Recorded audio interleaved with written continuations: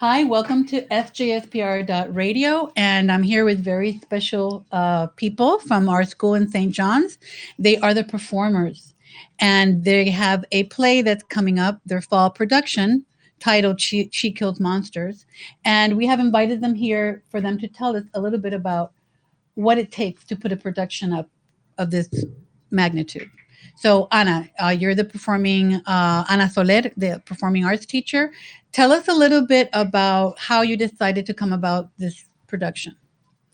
Hello, everyone. She Kills Monsters came about because last semester, at the end of the semester of the school year, I surveyed my students regarding on the type of play that they wanted to work on this year. And a lot of them told me that they wanted something that talked more about teen issues, about what they go through, about fitting in, and all the things that teens go through in their day to day and their and the roles that they take in school and how they fit in and how hard it is to grow up. You know, the growing pains of being a teen, and after reading and looking and researching, I came across She Kills Monsters, and I just when I read it, it just really popped out.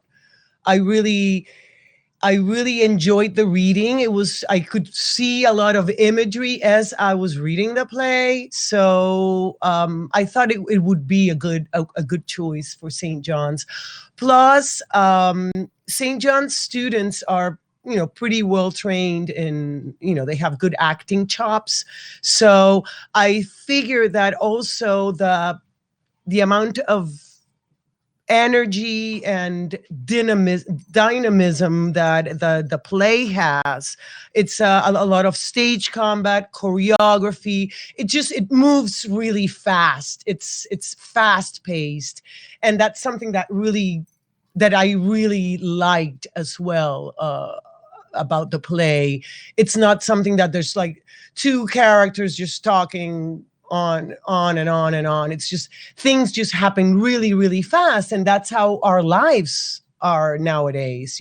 Everybody lives in a fast paced world. And She Kills Monsters is high intensity for sure. So it's a fun play. It's a dramedy because even though it's a comedic play, it has a lot of dramatic elements to it. And it talks about two sisters that don't get along. One of them passes away, and the play really begins a year after the younger sister's death. So Agnes, the main character, finds this diary where her sister Tilly has written an adventure module for Dungeons and Dragons. It's a role playing game that she plays, and this adventure she has written herself. And Agnes finds this diary with the adventure module and goes out and searches for the people that are going to help her play the game. And through the game, through playing this adventure, she gets to know her sister and understand her life. So as Agnes is playing this adventure, this game, she not only kills the monsters inside the adventure, she also kills the monsters inside her head. She fights her own inner demons. And I think we all go through that, not only as teenagers, but as adults. We have to fight our own demons, our own thoughts and preconceptions about ourselves, about society, about the people that surround us. So basically, that's what She Kills Monsters is about. And speaking of Agnes, we have the student who is portraying that main role. Can you say your name and tell us a little bit about what the process has been for you? My name is Tessa Gresh. I play Agnes Evans, also known as Agnes the Ass-Hatted. Throughout the entire play, my character goes through a lot of character development, And, you know, as she goes through this adventure, she gets to learn a lot about her sister.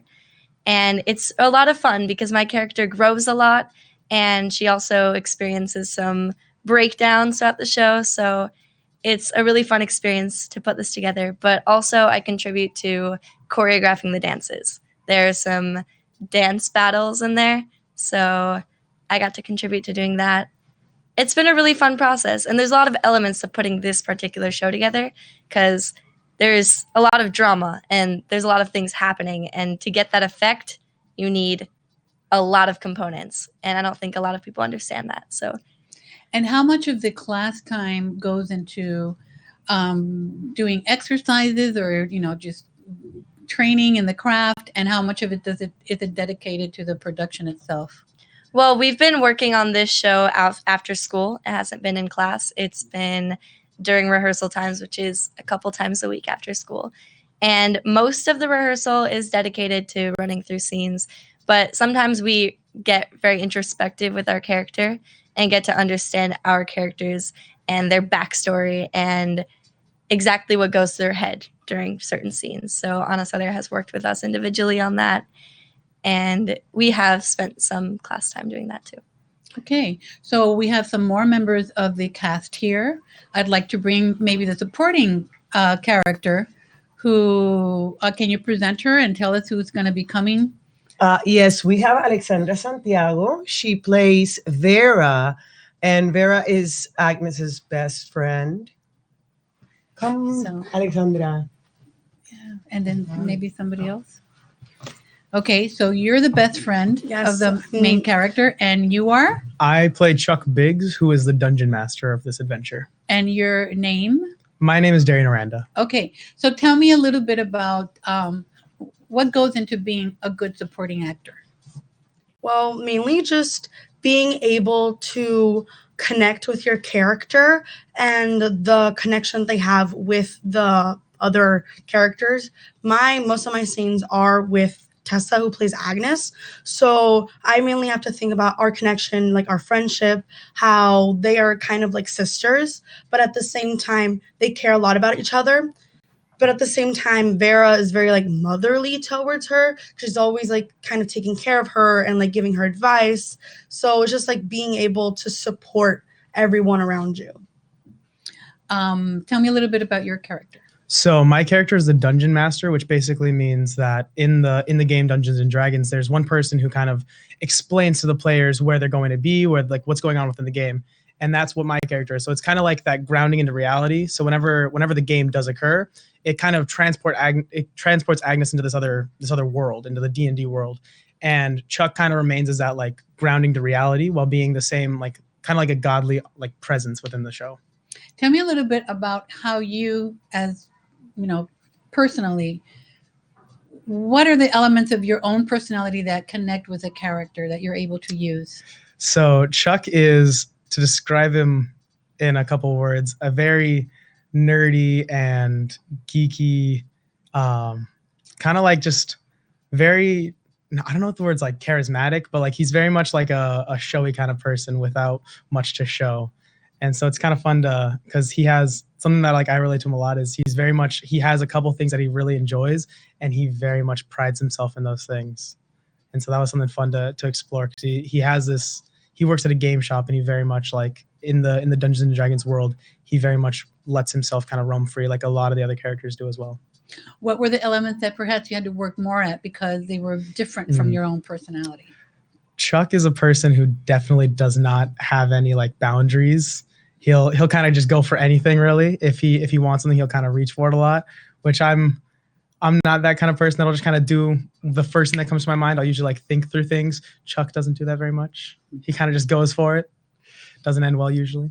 And Alexander, for you, what were the parts that were maybe more akin to you, and what was more challenging? Well, I'm very motherly myself. I'm always like taking care of people, making sure like they're right, everything's perfect. And then she's a badass. She doesn't care what anyone thinks about her. She's always going to speak her mind. And I'm not as confident as Vera is. So I was able to like be more confident as his character. So as students, when you take this performing arts class, how much of it translates into your, I mean, Anna was talking all about this teenage growth and things that you go through.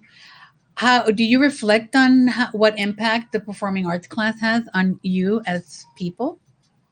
I mean, you've been doing it for a while. I'm not, this is the first time that I meet you, but do you feel that it has an impact on your overall day to day?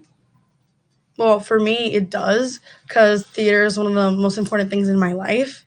So just being able to, I use what I learned from these characters and I try to like apply it to my life.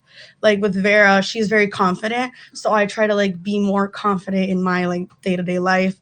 And I just try to be better, kind of like take things that I like from those characters and try to like apply them to who I am and who I want to become. And okay, so tell me how it's impacted you, and then we're going to rotate and we're going to get some more people talking about the process. Perfect. For me, so I'm not a student of the performing arts classes per se, but I'm more involved with like musical and play. This is my first time acting in any of St. John's productions, but I'm usually involved with backstage. But getting involved with the acting was very fun to kind of meet new people. You meet a lot more new people as an actor. I've made a lot of new friendships through there, and it's been really fun to participate. So with the it. social aspect. Yeah, there's much more you know. socialness. There's a lot more time put into it as well. Great. So let's rotate into some of the other characters and some of the other people working in the production. Come on, guys. I think I know Ricky. There you go. I'm not sure I met you before, but Hello, you can introduce yourself. my name is Nicholas Farmer. I'm a member of the performing arts class per se, not the production, but the class. Okay. And so talk to me a little bit about what your process has been in this experience. All right, so we have a lot of members of the actual play in class, so we sort of use that time to help them in this production. Even though I'm not part of the production, I can still help in, learning lines. We go over a lot of scenes in class. I stand in mostly for characters that, can't represent themselves in class. I can read for them, and that way I can help with other people learn their lines, and we can block scenes. And, that's what we've been doing most of the time during this play. And it's the first time that you've been having to do that capacity in the class? And how has that been for you? It's been really interesting, sort of, I've participated in plays before, but sort of taking a step back and actually helping my peers, get better with their acting and learn their lines. And, I'm not taking such an active role in the play, but it gives me a lot of solace that, I'm helping and, participating in some way. Okay. And that it's probably informing your own acting in ways that you're Yeah, not aware of definitely. yet. Ricky, how about you? Tell me what your role is in all of this. Hi everyone. So personally, compared to the other students in this room, the other students in the classroom, I do not have the degree to which of involvement when it comes to performing arts. Personally, this is my first time ever taking a performing arts class. It's not personally something that I very much follow, which makes it kind of difficult to keep up when it comes to terms that I should know or certain things that are very well known when it comes to the acting community. And when it comes to this play, which carries an important part in the class, I've noticed I kind of had to find something that suited my niche a little better. And then thank goodness we were able to find a role for me that allowed me to apply some of my own interests into the performing arts scene. So within the play, I am the stage combat coach, or as the name implies, but simply means I take the fight scenes that occur in the play, since it is a play about killing monsters, and I try to make them look as cool as possible, add intricate moves, things that I look up online, because I personally love action movies. I love stunt performances. As a kid, I wanted to be a stunt performer that was lit on fire in a movie or something. So that way, I was able to apply my interests into the class, and I was able to apply myself to the play, even though I'm not a performing arts person per se. Okay, tell me some of those inspirations. What are those outside inspirations that you use to model like what you're doing with these fight scenes? So personally, I'm a big fan of action movies, and I'm a big fan of stunt performances. And when planning for the play, I have to keep in mind that this is a high school performance, and I can't get too crazy with anything. However, that doesn't mean that I can't. That doesn't mean that I have to limit the complexity or the intricacy of certain moves that could be that could be within the play, to make it look overall more satisfying or look overall more exciting. After all, this is an action play about killing monsters, and I wish to make it as exciting and as thrilling as possible by using different techniques, from whether it be from techniques that I've seen in previous action movies, techniques that are certain special to. Which ones in particular?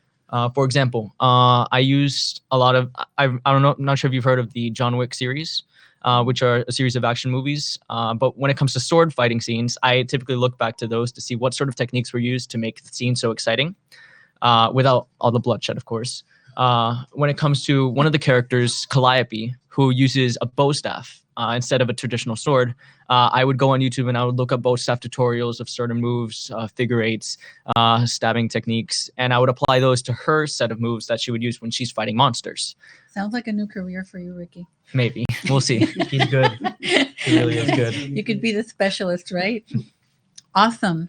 And how hard has it been for you to apply like all this research you're doing and to actually put it on the bodies? I mean, how have you had mishaps? Tell me a little bit about Yes, that. of course. Considering that we're working with high school students who typically I don't expect to have training in bow staff fighting or kung fu or anything like that, it has been quite a challenge, but it has overall proven to be quite effective. If we put our minds to it, I know that these students are very hardworking, and considering that the play is so pressing, it takes up a big part of their lives. So I know how hard they work to try to make it as amazing as possible, just as they would do for any lines they need to learn or any blocking they need to do. So it has been kind of hard when it comes to especially using intricate moves and techniques, but thankfully we have the class to do it.